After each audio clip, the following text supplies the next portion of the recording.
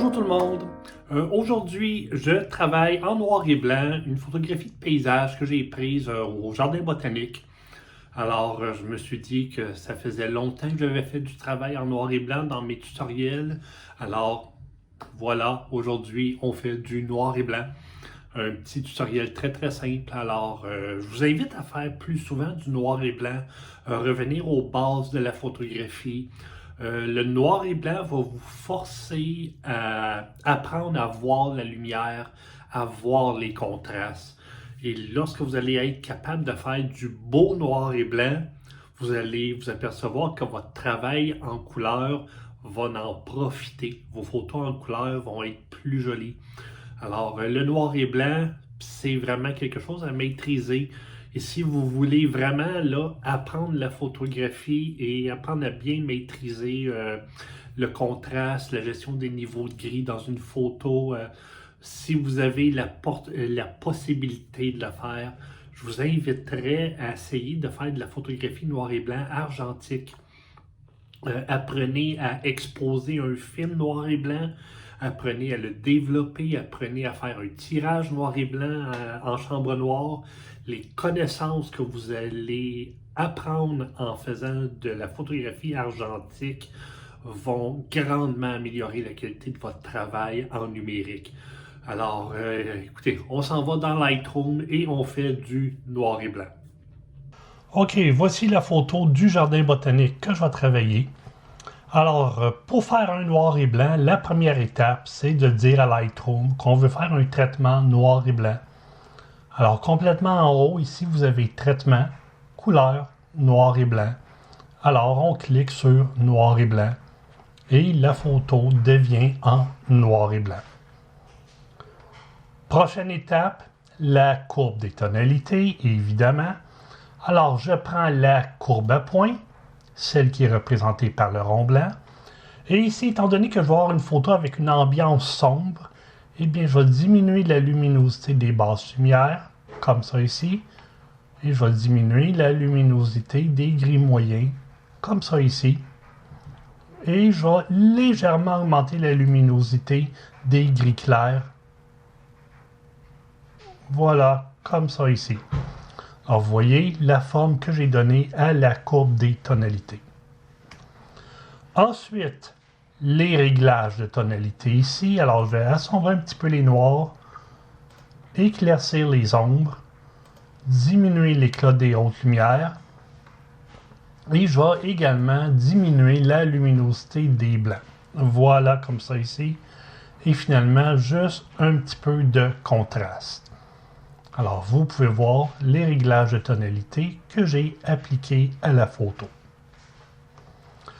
Maintenant, on est rendu à l'étape de la retouche locale. Alors, dans une photo, quand j'ai des réflexions dans l'eau, comme ça ici, j'aime bien mettre en valeur les réflexions. Alors, si je regarde les reflets dans l'eau, on voit que j'ai des hautes lumières dans l'eau. Vous voyez ici, c'est des hautes lumières. Là, c'est des hautes lumières. Ici, là. Ici, c'est des hautes lumières. Alors, je veux augmenter la luminosité des hautes lumières. Alors, pour faire ça, je vais tout simplement prendre un pinceau. Voilà, je clique sur pinceau. Je vais diminuer la densité du pinceau à 80. Et maintenant, je disais que je veux augmenter la luminosité des hautes lumières qu'il y a dans l'eau. Alors, je vais augmenter l'éclat des blancs, comme ça ici, et légèrement augmenter l'exposition. Je vais diminuer le débit de mon pinceau, question d'avoir plus de contrôle lorsque je vais l'appliquer. Et là, je passe le pinceau sur les régions de haute lumière de la photo. Voilà, je vais augmenter encore un peu l'éclat des blancs, encore un petit peu l'exposition. Je vais donner un petit peu de contraste et je vais diminuer la luminosité des ombres. Alors voilà, donc sans le pinceau, avec le pinceau. Vous voyez, j'ai augmenté la luminosité des hautes lumières qu'il y a dans l'eau. Maintenant, je vais faire l'inverse pour les basses lumières. Alors, je prends un autre pinceau. Voilà. Et là, je vais assombrir les basses lumières. Alors, je diminue la luminosité des noirs. Je vais diminuer également l'exposition. Et là, je passe dans l'eau. Ici, en bas, là où j'ai des basses lumières dans l'eau. Voilà, comme ça ici. Alors, sans le pinceau, avec le pinceau. Et je vais éclaircir un petit peu les ombres. Voilà, comme ça ici. Et donner un petit peu de contraste. Alors, vous voyez ici les réglages que j'ai appliqués pour assombrir les basses lumières qu'il y a dans l'eau. Maintenant, je vais m'occuper du ciel. Alors, si je regarde le ciel, on peut voir qu'il y a des détails dans le ciel. On peut voir des nuages dans le ciel. Alors, j'aimerais réussir à faire ressortir les nuages qu'il y a dans le ciel. Alors, pour faire ça, je vais utiliser l'outil Sélectionner le ciel. Alors, on laisse Lightroom travailler. Et là, et vous voyez, Lightroom fait une excellente sélection du ciel. Et là, je m'en vais légèrement diminuer l'exposition. Je vais diminuer la luminosité des hautes lumières. Je vais diminuer les noirs. Je vais augmenter un petit peu les blancs. Et je vais donner du contraste. Éclaircir un petit peu les ombres. Diminuer encore la luminosité des hautes lumières. Et là, vous pouvez voir comme j'ai été récupérer les nuages qu'il y a dans le ciel.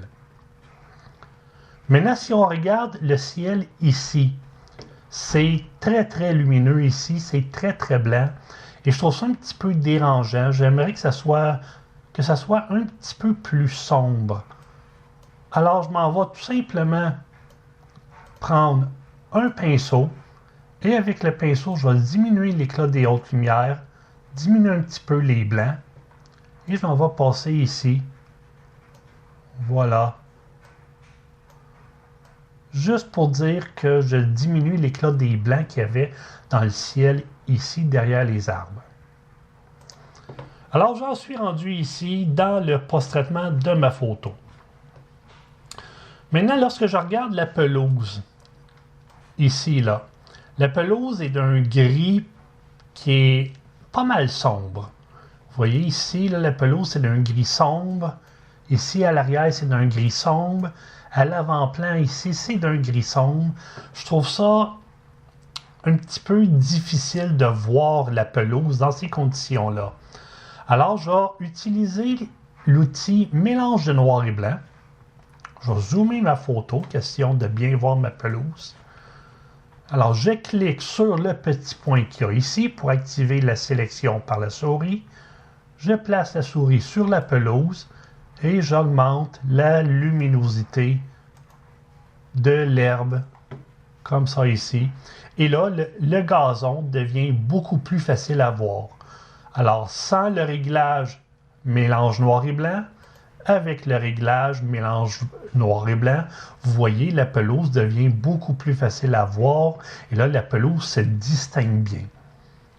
Maintenant, les arbres. Lorsque je regarde les arbres ici, c'est très très sombre, c'est très opaque.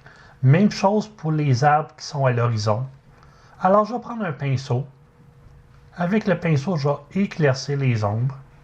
Je vais augmenter un peu le débit du pinceau. Et avec le pinceau qui augmente la luminosité des ombres, eh bien, je vais passer sur les arbres ici. Voilà. Juste pour dire que je retrouve le détail dans les arbres, question que ça soit moins opaque que ce l'était. Et là, c'est peut-être devenu un peu trop clair. Alors, je vais diminuer les ombres et je vais diminuer les noirs. Voilà, comme ça ici. Alors, sans le pinceau, avec le pinceau, vous voyez, les arbres sont beaucoup plus visibles. On voit mieux les détails dans les arbres. Alors ici, vous pouvez voir les réglages que j'ai appliqués pour dégager les détails à l'intérieur des arbres qui étaient un petit peu trop sombres. OK, maintenant on est rendu au Color Grading. Alors, je vais introduire dans les ombres une teinte bleu-violet, pas trop saturée. Je vais en diminuer la luminance, voilà. Dans les tons moyens, je vais introduire une teinte jaune verdâtre, comme ça ici. J'en diminue la luminance. Voilà. Dans les hautes lumières, je vais introduire une légère teinte cyan, très peu saturée. Et j'en augmente un petit peu la luminance.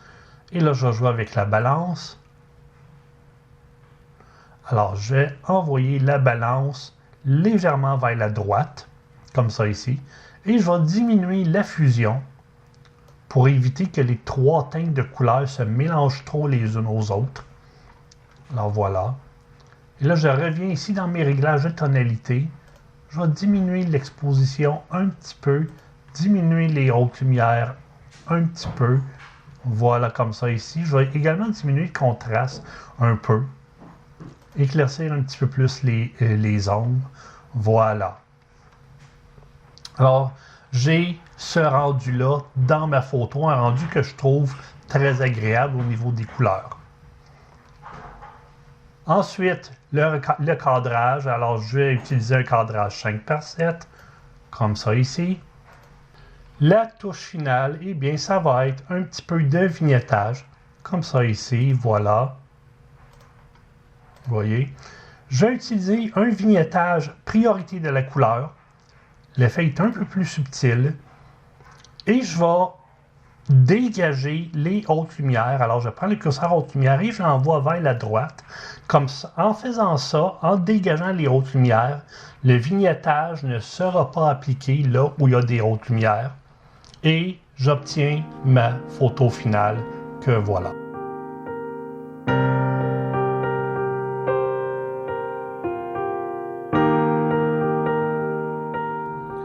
Alors voilà, j'espère que vous avez apprécié le tutoriel d'aujourd'hui. Merci à ceux qui me suivent sur les réseaux sociaux. N'oubliez pas de vous abonner à ma chaîne YouTube. J'essaie de faire des tutoriels le plus régulièrement possible.